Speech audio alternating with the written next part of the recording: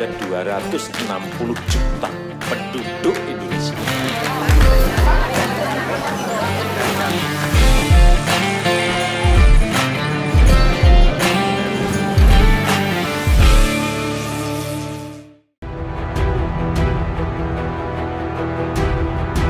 Pemirsa, jika berbicara tentang solusi menghadapi kemacetan, pasti yang terlintas di benak kita adalah menggunakan jasa tol. Banyak negara-negara di dunia yang berinovasi tentang pembuatan jalan tol, seperti salah satunya Pulau Dewata Bali yang membuat jalan tol di atas laut. Negeri Sakura juga seakan tidak mau kalah dalam berinovasi mengatasi kemacetan. Kali ini, Tofes telah merangkum fakta-fakta unik tentang jalan tol di Jepang yang menembus gedung perkantoran hanya untuk Anda. Jika biasanya jalan tol dibangun melewati gedung pencakar langit, Jepang membuat jalan tol ini dengan menembus gedung perkantoran. Biasanya pembangunan jalan tol akan mengorbankan banyak lokasi seperti pemukiman warga, namun hal ini tampaknya tidak berlaku di negeri Sakura. Negeri Sakura membuktikan kepada dunia bahwa pembangunan jalan tol tidak perlu mengorbankan pemukiman warga dan membayar uang ganti rugi. Pemerintah setempat kemudian menamakan jalan tol ajaib ini dengan nama Hanshin Expressway. Inovasi jalan tol yang menembus perkantoran tersebut ternyata melewati gedung yang juga turut mencatatkan namanya di dalam sejarah dan tidak kalah menyita perhatian, yaitu Osaka Gate Tower Building. Jalan tol ini ternyata dibuat menembus antara lantai 5 sampai 7 dari total 16 lantai yang terdapat dari gedung Osaka Gate Tower Building. Latar belakang dari pembuatan jalan tol ini juga tidak kalah menarik. Menurut sejarah, diceritakan pada tahun 1983, kota Osaka sedang melakukan pengembangan infrastruktur tata letak kota, di mana di dalamnya terdapat rencana pembangunan jalan tol baru. Namun ternyata banyak masyarakat yang melakukan protes, termasuk pemilik gedung Osaka Gate Tower Building yang tidak mau merelakan gedungnya sebagai lahan pembangunan jalan tol. Diceritakan setelah melewati proses negosiasi yang cukup panjang, akhirnya sang pemilik gedung menyetujui agar jalan tol tersebut dibangun dengan menembus gedung miliknya. Jalan tol paling unik di dunia atau yang lebih dikenal dengan nama Hanshin Expressway ini memiliki total panjang 240 km yang menghubungkan kota Osaka, Kobe, dan Kyoto. Pengguna jalan tol ini akan merasakan sensasi seolah-olah melewati terowongan kecil. Namun jika melihat sisi kanan dan kiri, merupakan gedung perkantoran biasa, di mana di dalamnya ratusan orang bekerja seperti biasanya. Pemerintah dan pengelola gedung berinisiatif memasang dinding dan lantai kedap suara agar pekerja di Gate Tower Building dapat bekerja dengan nyaman.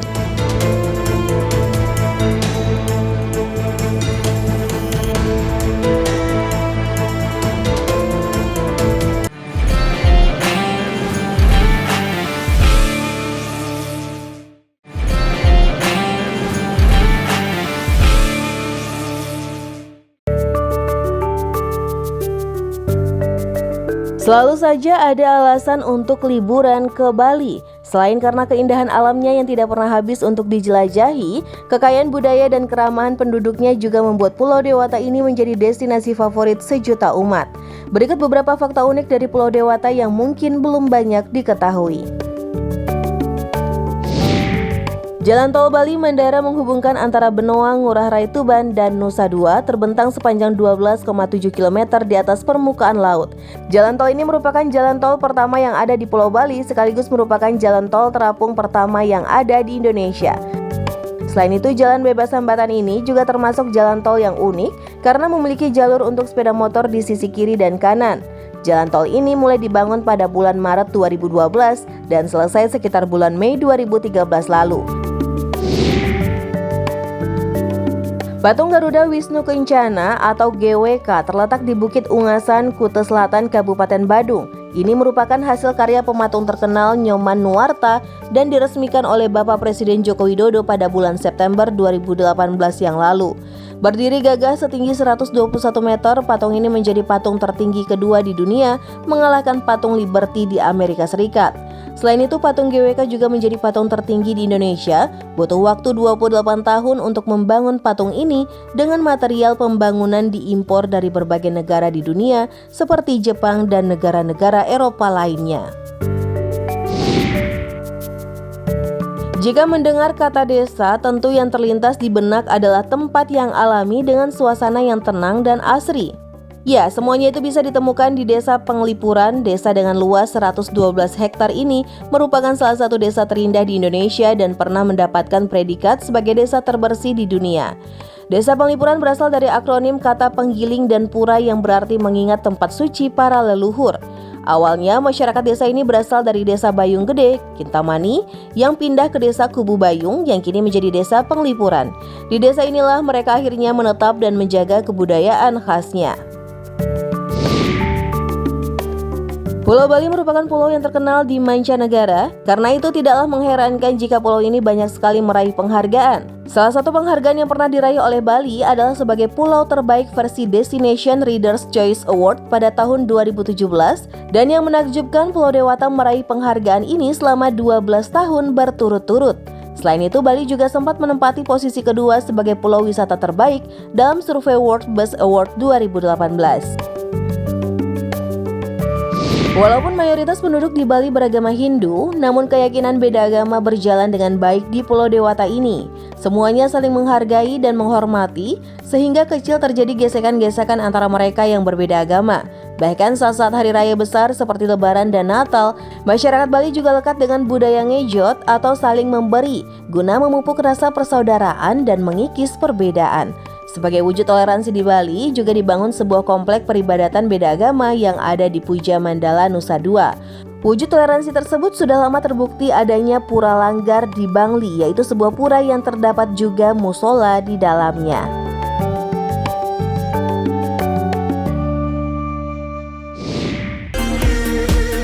Jika biasanya meludah melambangkan rasa tidak hormat dan kurang baik, maka hal tersebut bertolak belakang dengan tradisi pernikahan suku Masai di negara Kenya.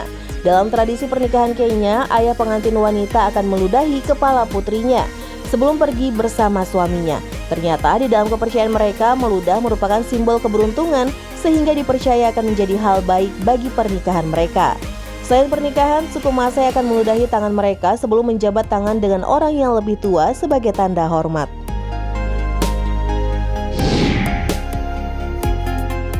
Korea Selatan mempunyai tradisi yang unik dan cukup aneh saat melakukan pernikahan. Saat melakukan pernikahan di negeri gingseng ini, kaki pengantin pria akan dipukul setelah upacara pernikahan. Biasanya pengiring pria atau anggota keluarga akan melepas sepatu pengantin pria dan mengikat pergelangan kakinya dengan tali sebelum memukul kaki dengan tongkat atau tulang ikan secara bergantian. Tradisi ini dilakukan sebagai lambang ujian hidup bagi pengantin pria yang akan menjadi kepala keluarga setelah pernikahan.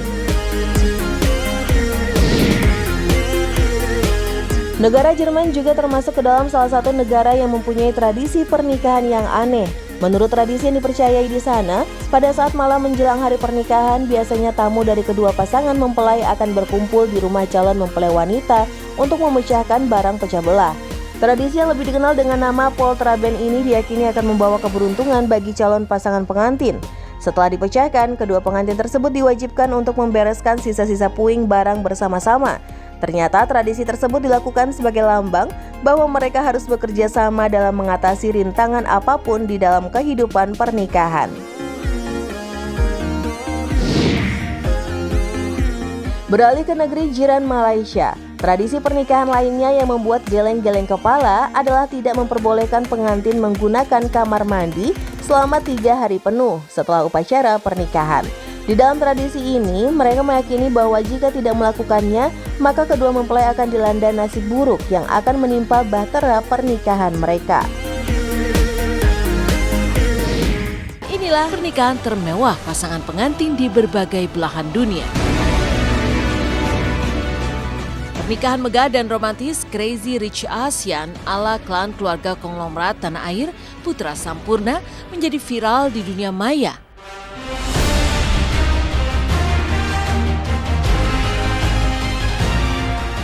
Ya, pernikahan Amanda Winarko yang merupakan putri mantan komisaris PT HM Sampurna, Sucahyono Winarko atau keponakan dari konglomerat Putra Sampurna dengan Kevin Sebastian, digelar di Hotel de Paris Monte Carlo Monaco 15 Juni lalu.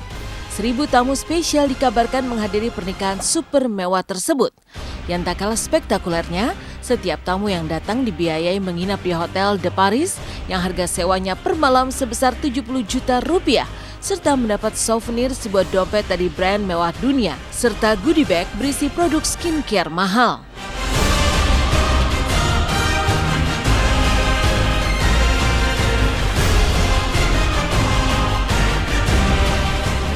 Semua detail pesta pernikahan super mewah Amanda dan Calvin digarap oleh jasa wedding planner ternama dunia Sarah Haywood Weddings yang mematok biaya 19 miliar rupiah. Sementara untuk menghibur para tamu, hadir penyanyi peraih Grammy Awards Michael Bublé yang terkenal dengan lagu Home yang mendapat bayaran sebesar 1,5 miliar rupiah. Dari Singapura hadir pernikahan mewah ala Crazy Rich Singapura, Rahel Wee dan Ken Chen yang konon menghabiskan biaya hingga 14 miliar rupiah.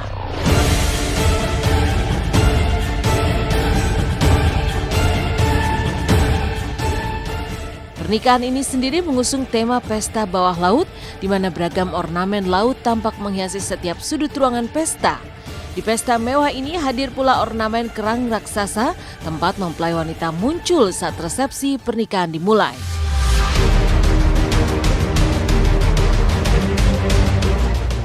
I'd run 1,000 miles if I could run with you. Dan yang paling spektakuler dari pesta pernikahan ini adalah gaun pengantin mempelai wanita yang bertabur 6.000 kristal Swarovski dan harganya ditaksir mencapai ratusan juta rupiah. Pernikahan Rahel yang berprofesi sebagai apoteker dengan Ken yang bekerja sebagai analis keuangan sempat menjadi pemberitaan utama di salah satu stasiun televisi di Inggris, lantaran digadang-gadang sebagai pernikahan termewah di Singapura tahun ini.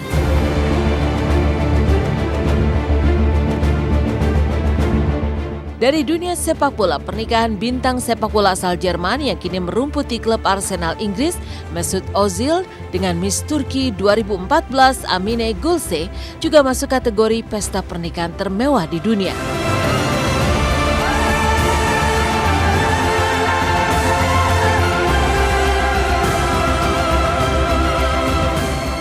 Bagaimana tidak? Pesta pernikahan digelar di venue outdoor Hotel Four Seasons Istanbul yang merupakan salah satu venue pernikahan termewah dan termahal di Turki dengan pemandangan indah menghadap ke Selat Bosphorus. Hadir sebagai pendamping pengantin Presiden Turki Recep Tayyip Erdogan, Gubernur Istanbul dan pejabat-pejabat Turki lainnya serta sedikitnya 300 undangan.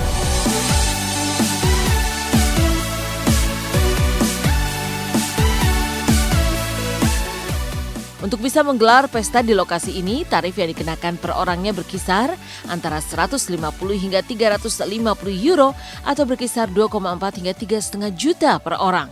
Sementara untuk biaya dekorasi berkisar antara 7.000 sampai 10.000 euro atau 113 juta hingga 161 juta rupiah. Selain menggelar pesta mewah, Mesut Ozil dan Amine Gülse juga merayakan momen bahagianya dengan beramal dengan membantu biaya operasi 1.000 anak kurang mampu di Turki.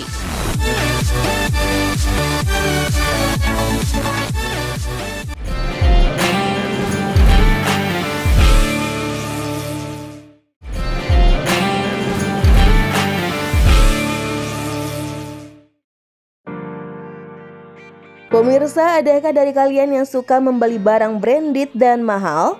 Biasanya barang dengan harga mahal pasti memiliki penampilan yang bersih dan mewah atau memiliki nilai sejarah.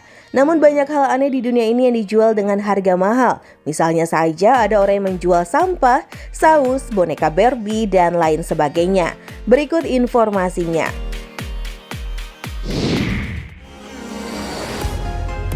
Boneka Barbie termahal $302.500 Amerika. Pada 2010, pembuat mainan metal merilis boneka khusus yang dirancang bekerja sama dengan perancang perhiasan Australia Stefano Canturi. Iterasi Barbie ini mengenakan gaun malam, strapless hitam, dan kalung rumit yang menampilkan berlian merah muda dan putih 1 karat. Satu-satunya boneka ini dijual di lelang seharga $302.500 Amerika atau sekitar 4 miliar rupiah. Terlihat sangat mahal, tetapi hasilnya sebenarnya digunakan untuk mendanai penelitian kanker payudara, jadi mungkin itu tidak terlalu buruk. Kartu Pokemon termahal $369.000 Amerika. Pada tahun 2020, kartu Charizard tanpa bayangan holografik edisi pertama yang asli dijual seharga $369.000 Amerika dilelang di Goldin atau sekitar 5,3 miliar rupiah. Itu memecahkan rekor sebelumnya yang dipegang oleh kartu yang sama dengan lebih dari $70.000 Amerika. Ini adalah salah satu kartu Pokemon paling langka dari set permainan kartu aslinya.